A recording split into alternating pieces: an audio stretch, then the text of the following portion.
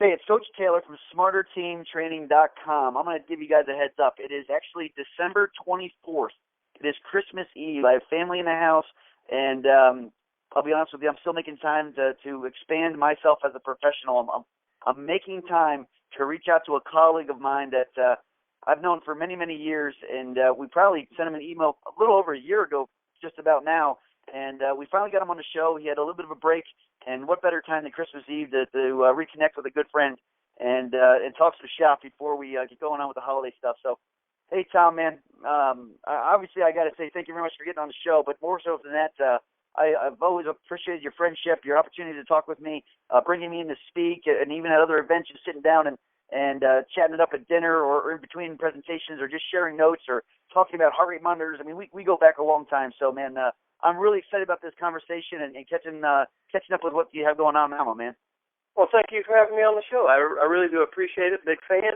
And I tell you what, I've heard other people say it, but they've been great names and great mentors. But I am truly honored to be on here and be among other people and be able to have a conversation with you, someone that I definitely respect and is a leader in the field. Coach, man, one of the big questions I ask people right in the beginning of every episode that we have on the show here is about their passion. And again, I know you're a passionate coach from the inside of your soul to the outside, man. You wear your emotions on your sleeve and you let it rip and rock from there. Do me a favor, share with the audience here where you got excited about this field, what really gets your motor going, and tell me a little bit about that passionate person or coach that you are, my man. It is. The greatest experience, I think, as a coach is when you have someone that is a little bit unexpected of what to understand and what I can do as a strength and conditioning coach for them. I can kind of lead them down the path. You can take the horse to water, but you can't make them drink.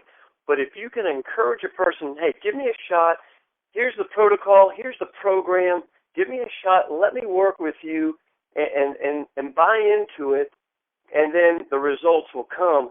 And when you have that one person that's kind of, I don't know about this, they're kind of half into it, half out of it, because their skill level has brought them to where they are, and then they try the program and they work with you and you develop the relationship with them, and then they see the results, and then they're the biggest fan of what the field of strength, not just me, but the field of strength and conditioning can do for them and elevate them to the next level or to a higher level or to even longevity if you're talking about an older athlete or even a tactical athlete who is a little bit older but is experiencing some overtime injuries, and then they can overcome them.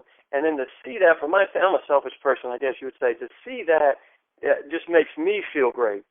And I think I can turn that greatness of what I feel like, man, I'm so happy for you, so excited for you, and bring it back to them, and they're excited for themselves and what they can do both physically and to overcome the mental challenges they had because maybe they had a past injury or they weren't performing or continuing to perform at the level they wanted to. So when that light bulb hits, there's not a better feeling. And like I said, that makes me a selfish person because I get a lot out of it. Maybe I even get more out of it than they do. I mean, they get the results, but I get the excitement from it, and hopefully I transfer that excitement back to them.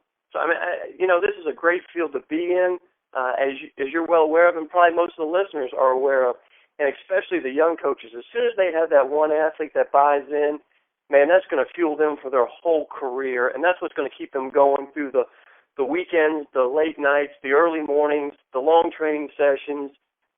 Tom, when we first met, man, we were both working in Division I college setting, working with unbelievably high-caliber athletes at many different sports and competing several times against one another and enjoying every moment of it. And you've actually, both of us have gone different directions. I've gone in the private sector, and you're actually now in the tactical side of things.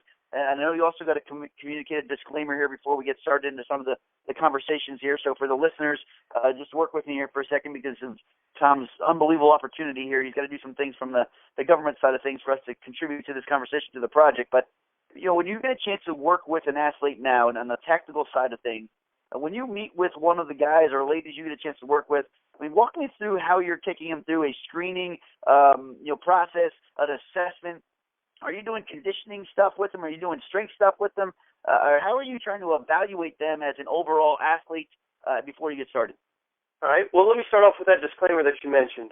First of all, the views expressed in this presentation are those of my own, the presenter, and do not necessarily reflect the official position or policy of the Army, Department of Defense, or the U.S. government. So now that we kind of got that out of the way, that these are my own personal views and not a policy of the military.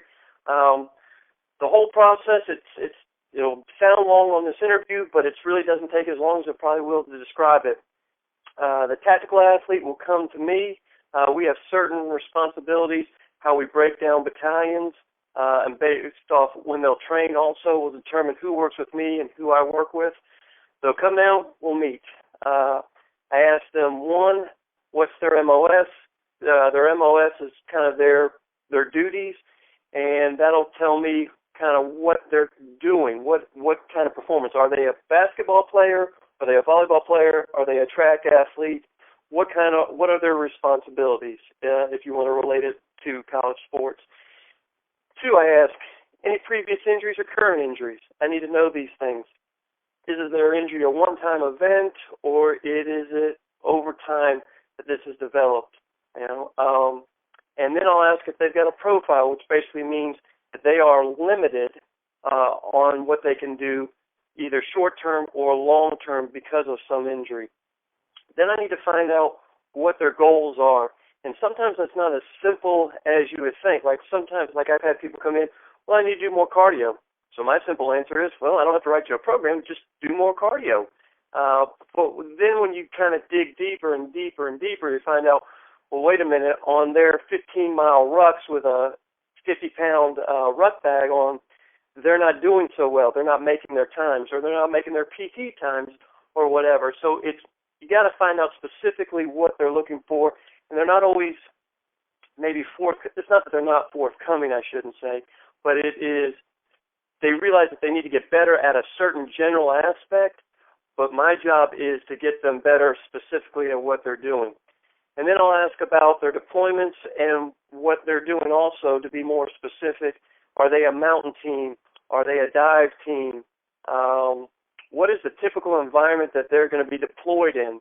That'll also reflect the types of programs that we develop for them. And you ask, do we do conditioning? Do we do strength training? I've got one program that I kind of loosely put for everyone that is a general person that's a special forces guy that's going to be in combat. It's a best operator program, and I try and look at almost everything out there that they could encounter.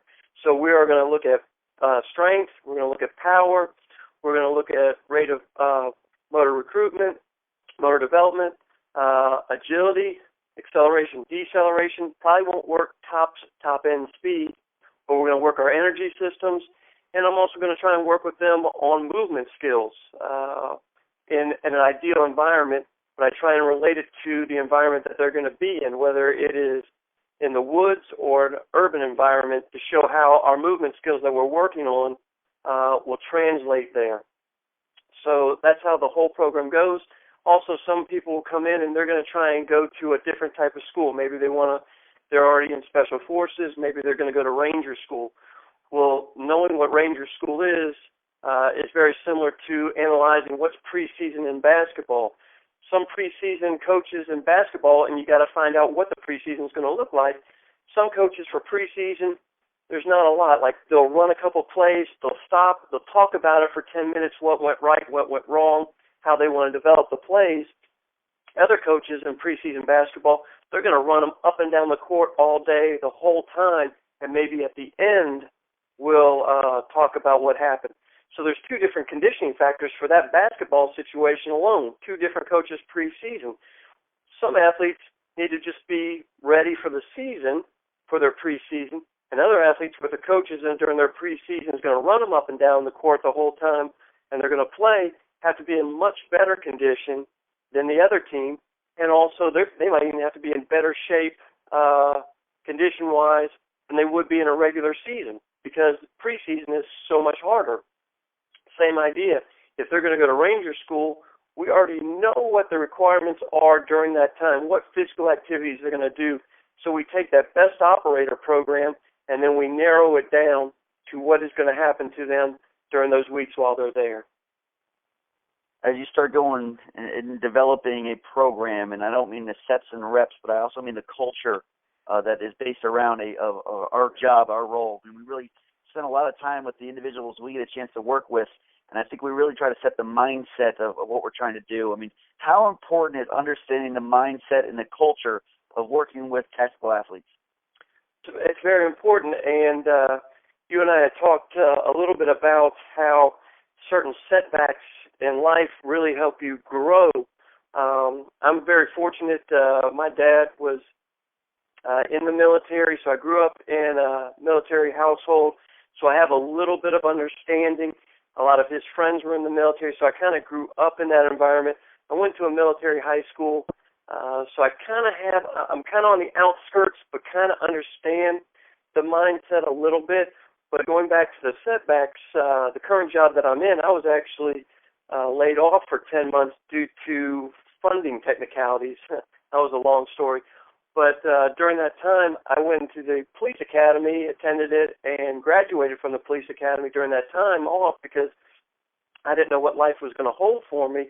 And going through that and being around law enforcement, and a lot of law enforcement being retired military, I was able to get into that culture even a little bit better. So knowing the mindset is important, no matter whether it's the tactical side or the athletic side, the private sector side.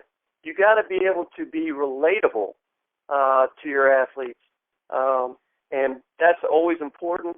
And you got to understand what makes them tick as an individual and as a culture, so that your communication with them isn't awkward or strange, and you know how to kind of get them motivated. Those certain things.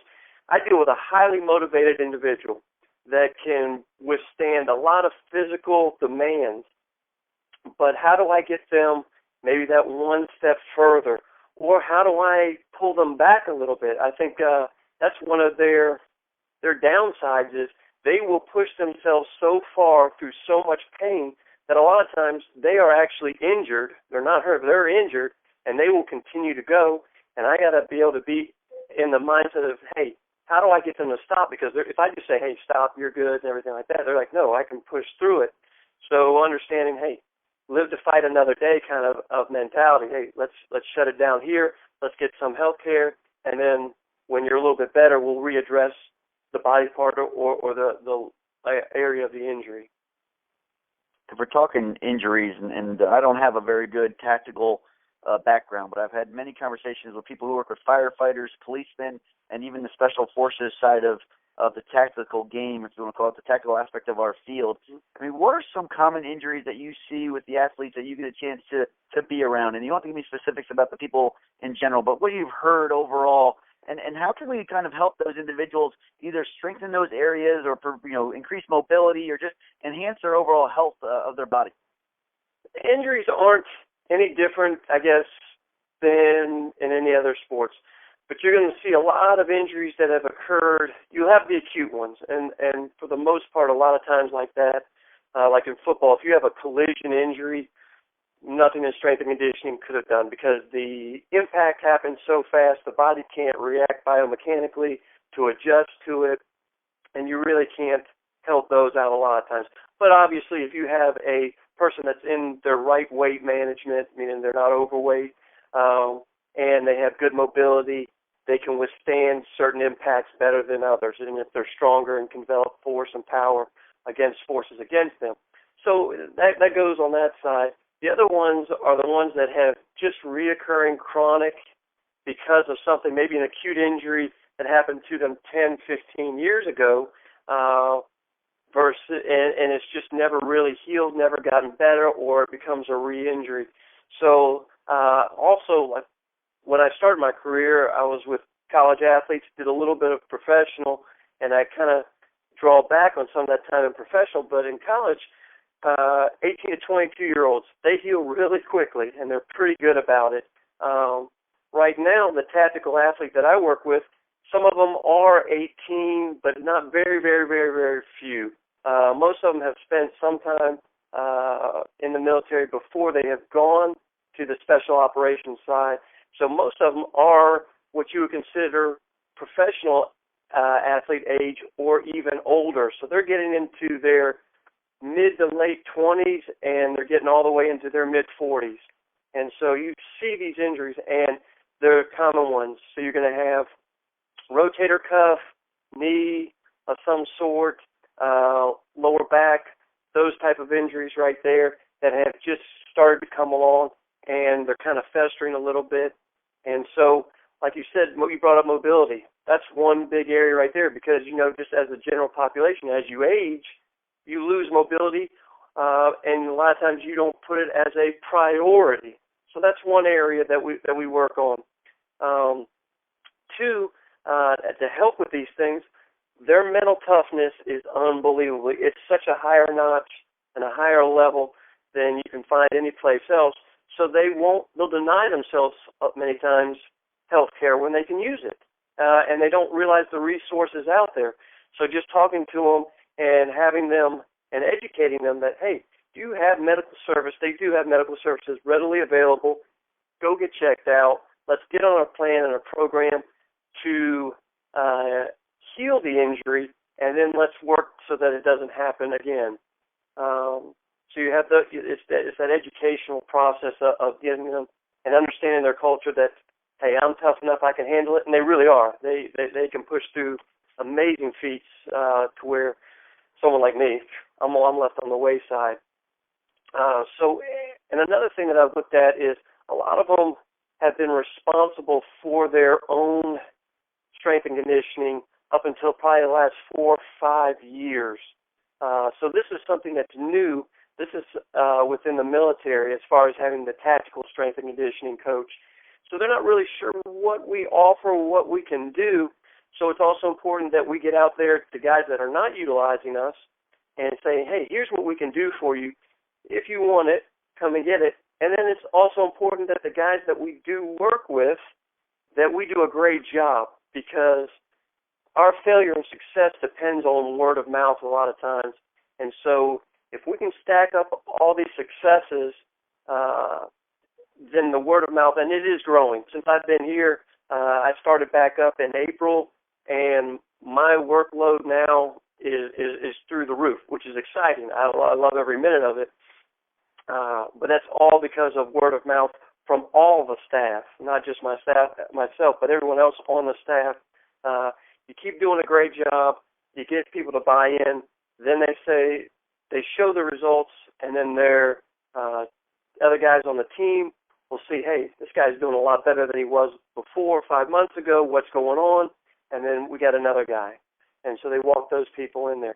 And then obviously from the strength and conditioning side, we want to look at things that will help reduce the onset or chances of injury or the severity of injury.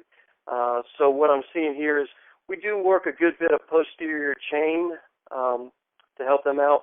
And then I think one of the biggest ones is just movement skills. Just do regular cone drills for agility, acceleration, deceleration, and working with balance and change of direction. Because a lot of the things that they do, and we do repetition, to get it ingrained so it becomes part of that, making the air quotes, muscle memory right there. So it becomes second nature to them so that when they're in a combat situation and they're jumping off of a truck, they don't think about where their foot and knee placement and how stable and how they should absorb the forces as they land, and those kind of things. So it becomes natural so they can focus on the target or the situation at hand. So we'll work in an ideal. We've got a nice turf field out back. We set up the cone drills, and we just work on multi-directional movement and being under control in the movement, and then we can add other stimuli coming to them as they get better, throwing tennis balls at them while they're doing whatever they're doing so that their footwork becomes second nature to them and they're under control and balance. A lot of people, when I first see them doing these cone drills, they'll go to stop laterally at a cone, and then they'll have their weight over that outside foot and they'll almost be falling over. And I talk to them about lowering their center of gravity, getting the leg out wide, pivoting on the ball of the foot, just simple things like that that you would work with a soccer player or a basketball player or any other athlete. And we get them to do that, and that makes a big difference in future challenges they might have to kind of keep them healthy as we can. If we're working with a tactical athlete, are there exercises in the weight room, and I'm talking specifically the weight room side of things, are there exercises that we should be avoiding when we're working with tactical athletes? Good question. Once again, this is going to be my opinion, and I think this will be maybe probably the only controversial thing I'll probably say the whole time. I think each exercise, if done correctly, has its place. Now, some exercises might be more appropriate. Some exercises might be less appropriate. Some might be more effective for whatever your goal is for that day or for that macro cycle. Some will be less effective and less appropriate. The only two exercises that I ever avoid is the safety squat, where you have your hands up on the bar, and that's from a personal experience of mine. 10 years ago, I was thinking about adding the safety squat. Now, I had safety squatted with just the safety squat bar, but I had never used the handles. And then, so I went through a whole cycle. I put myself through a 9-week cycle to do it. And it was the very last day, very last or next to last set, and I tore my pec on it. And I think that was important too. Like we had talked from the beginning, you have certain adversity that you grow. That's your biggest times to grow, is when you have adversity. I feel like anything that I have any athlete do, I should be able to do it, and I should be able to do it under the same circumstances. So in that situation, I'm glad that it happened, because I would rather that happen to me than any of my athletes. And I believe you got to be under the same situation. So, like, I used to have hockey at Ohio State. I did not know how to skate when I got to Ohio State. So what I did was I took a class. They offered a class at the rink Saturday mornings at 7 a.m. was Introduction to Ice Hockey. And so for 9 weeks, I took this 3-hour class in the morning. And then what I would do is go do my lift that I was going to have the hockey athletes do afterwards, and see is it reasonable. They've just got, now granted, they probably skate harder and longer on the ice than I did, but I was pretty worn out because it was a new stress to me to make sure it was realistic. So that one, definitely right there, is one exercise that I would leave out. And then the Jefferson deadlift. The only other, and people will say, well, that's a great lift and things like that. And I think if you can back it up and you like it and you find great reward with low risk, then go ahead and do it. But just from my personal side, I had a close friend, colleague, doing the Jefferson deadlift and got a herniated disc. And it just kind of puts the lumbar spine kind of in a torqued position while being stressed, and you can cause that. That's how we got that herniated disc, had to have surgery with that. So that's why I would avoid it. Not that it's awful, but I feel like there's such a high risk to reward. And now, with your show and with so many online and printed materials out there, there's such a plethora. I would wonder how many total exercises we could do. I mean, it's got to be close to 5,000 exercises that you could possibly do with an athlete. And if you've got one or two that have such a high risk to a lower reward, why use them? Like, I've never run out of exercise. Like, what exercise can I do here? I've used them all up. I've never used up all exercises available to me. So that's why I keep those two exercises out of the program. In the college and pro setting, it's very important for us as strength and conditioning coaches to communicate regularly, and it can be multiple times throughout the course of the day with the sport coach, the assistants on the staff, the sports medicine team. There's just so many people that are moving parts in the overall, support staff, and how we can really provide a really good opportunity for the enhancement of the athlete. And I don't mean just physically, but overall, the sports psychologist, the nutritionist, the academic advisor. Now that you're in the tactical side of things, how important is communication between the sports medicine team or your equivalent there, you as a strength coach, and even maybe the people they report to up the chain? Great question. Our whole program is based off the college model. So when they brought us in, they brought strength coaches, they brought athletic trainers, they brought physical therapists, they brought in mental performance, and they brought in dietitians. So we've got the same staff that you would find at any college situation. And I think this is one area that we have really done a great job with on the tactical side because we're all housed in one single facility. So it's not like I'm located here in the weight room and the athletic trainers are 2 buildings over, that kind of situation. We're all our offices are pretty much right together. Physical therapists, their office is a little bit separate, but in the same building. It's an easy walk. There's a hallway to get there. They're basically just on the other side of the weight room. So communication is easier, and therefore, I guess when you make something easier, it should be better, and it is better. And we've also got what we have here is called the Bridge program that was created, and it's a great idea, and if anyone in the college or professional setting might, if they're not doing it, might want to, think about this. What happens is if you've got an injured athlete, there's several paths that they can go down. One, they might continue to work with me and see the physical therapist. Physical therapist will walk them over and say, hey, here's our limitations, and these limitations will be for 2 weeks, and I'll talk to you again to let you know where they are in the next 2 weeks, that kind of time frame. But if you get someone that is probably a higher level injury, what they'll do is they'll see the medical staff, they'll see the doctors, you'll have the physical therapist that will work with them, but we've got what's called the Bridge program, and they'll go from the physical therapist, and they might still be being treated by the physical therapist, but then they'll work with an athletic trainer that is CSCS. So he's a strength coach and athletic trainer, and he's bridging the gap between the physical therapy side and the strength and conditioning side. And so he might work with them in conjunction with the physical therapy side, and then it'll come back to they might be leaving physical therapy after some time, and he continues to work with them, and then we start to work with that same athlete. And then at some point in time, he'll just continue working with that athlete, and they'll come back to us, the strength and conditioning coaches, full time. Once he gets to whatever his new 100% is. It might be his old 100%, or it might be his old 90%. But that's where we're going to work from there. So that Bridge program works out great. Also, you talk about communication. I've got the mental performance and the dietitian are 1 and 2 offices down from me. And so when I get an athlete that comes in and something as far as I see something that stands out nutrition-wise or from some type of mental performance side, I can easily take them right there physically with me and walk them next door to meet with a dietitian, or I can walk with them physically and make sure they go and see and set an appointment, at least an initial appointment with the mental performance guy.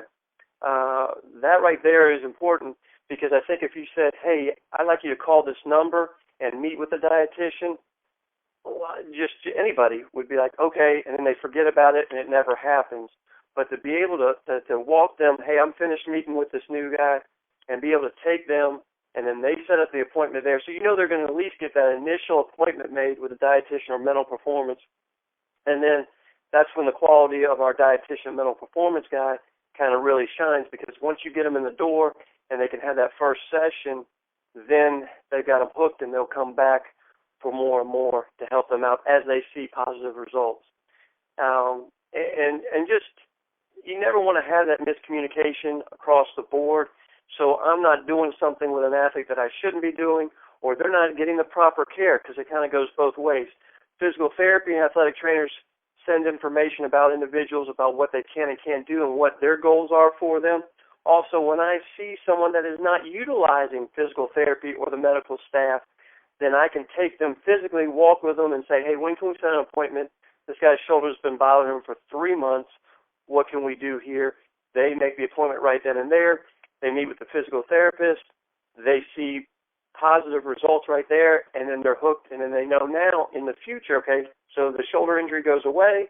They know now in 6 months when something else bothers them, hey, all I got to do is walk in here, get treated, and I'm good to go, and it doesn't affect me in any negative standpoint. So the access, the communication, extremely important. And I'll also tell you, the staff I work with, and I've been so blessed.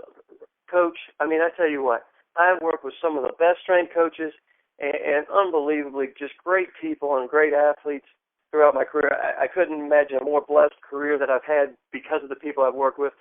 But the staff we've got here is phenomenal, both in their chosen career, but just as people. I mean, they're the people that you really want to hang out with.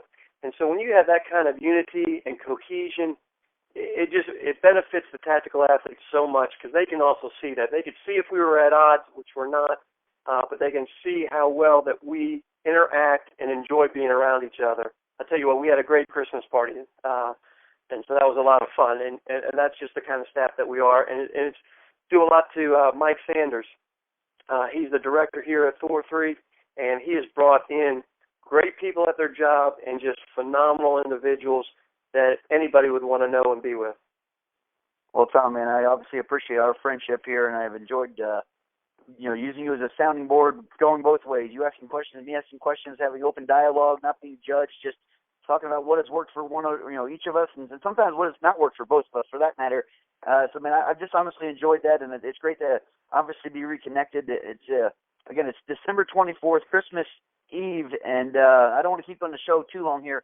I'm trying to get this edited up for you and get it all scheduled up so we can get this back on for the listeners pretty quickly. But if anybody any questions about working with, I'll even extend it this way. If talk about working with college athletes, working with the pro level as a professional, or even if they were looking to you as a mentor, or now even shifting. There's a big shift in our field in this tactical side of our field, and I feel like it's something that no one's talking about because of many things, obviously, some of the government restrictions and some of the things that are going on there, which is 100% agreeable and appropriate.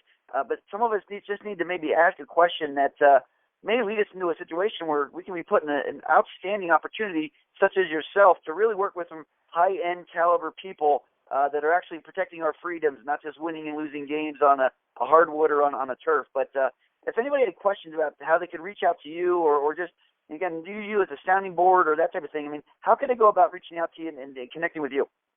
Best way, and this is a tough question, I'm going to add a little bit more onto it. So to answer your question, best way to reach me is at thomas.palumbo.ctr@us.af.mil. So it's thomas.palumbo.ctr@us.af.mil.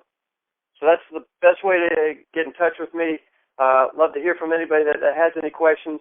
And you are right. It is kind of a not well-known field, and it's really tough to kind of figure out what you want to do. When I started, internships kind of were first available, meaning when I started college back in the late 90s.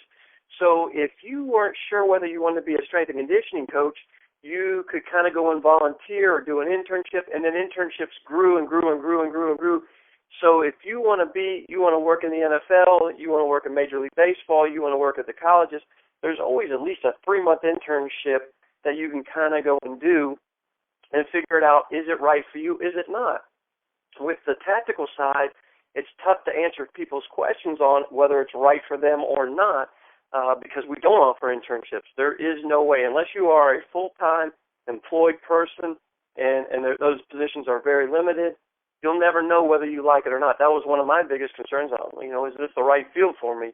But I was given the opportunity, so I took it, and I'm glad I did. One of the best decisions I've ever made. My suggestion would be places like your facility.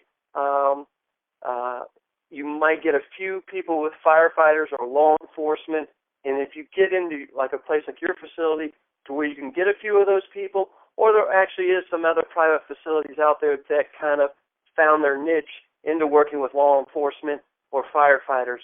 And I would suggest doing those kind of things to find out if you like those type of people, their mentality, and if so, then start your career path and looking for the available positions within the military. So it's a tough field to break into because there's not a lot of, free availability, meaning, hey, I'll give you my time, let me see if this is what I like. There's not a lot of those opportunities. But I definitely think if it's something that you're thinking of as a young strength coach, pursue it, do your best, and then if it's something that you think that you want to do, go after it. Well, again, Tom, man, hopefully this is a launching pad for us to reconnect and do many more things down the road. It's great to hear that you and the family are doing excellent. I appreciate the what you're doing for the men and women that's who protect our freedoms, man. I appreciate everything you're doing. The path that you took to get there was obviously the right one, and I know they got the right man for the job, man. And again, anybody listening to this show, Tom's a big league dude. If you get an opportunity or you want a mentor, or just reach out to somebody, or even hell, just send him an email and say thanks, because that's a good time of the year to do that. You have his contact information. He's obviously very busy, so I will give you a heads up. Sometimes it does take him a little while to respond, but he will get back to you, and he'll be a great resource for you. I guarantee that. So again, Tom, man, Merry Christmas. Hopefully we keep in touch here. I'm looking forward to. I'm sure we're going to talk about after the show here a little bit about how we can connect here in the near future. And again, thank you very much for just being a great friend, buddy. I appreciate it. I've always looked up to you. Great guy. So I want to wish you a Merry Christmas. Honored again that you would even think about having me on this show with all the other people that you've had on here. So Merry Christmas and have a great and safe New Year.